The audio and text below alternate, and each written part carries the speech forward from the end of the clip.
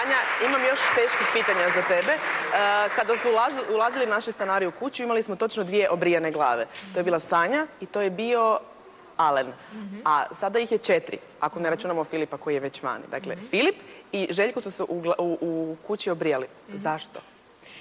Pa evo, već smo na početku, kad je kretao Big Brother, rekli da je jedan od motiva naših stanara želja za nečim novim, neobičnim, nepoznatim. Pa bi ja i to brijanje stavila u isti kontekst i gledala u tom smislu. Znači, želja za promjenom, da pogledaju dakle kako mogu izgledati drugačije.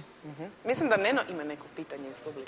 Tako je, Darija. U kući se ne troši puno šampona, pola njih ćelavo. Interesira me, evo, pored mene se nalazi Sašin tata Zvonimir. Kakva je i kolika je vjerojatnost da se Saša obrije? Nema šanse da se obrije. 100%? 100%. A recite mi, evo, što se tiče ovoga razbijanja, je li takav bio i kad je bio mali isto doma? Možda i više. Znači, redovito je bio propuh u kući? Obavezno. I razbijanje puno parov. Bolje je da neki dio zadesi ova orkanska bura koja je sad bila na moru nego Saša? Tako. Da, sve može napraviti, ali može sve i polupati. I dobro radi, evo, što smo i vidjeli. Darija? A Vlatka nam je bila jako tajanstvena prošli puta kada sam je pitala za njezine planove, što se tiče recimo konkretno fotkanja sa Lupinom, ali mi smo naravno zabilježili njihov drugi susret, Vlatka i Lupino.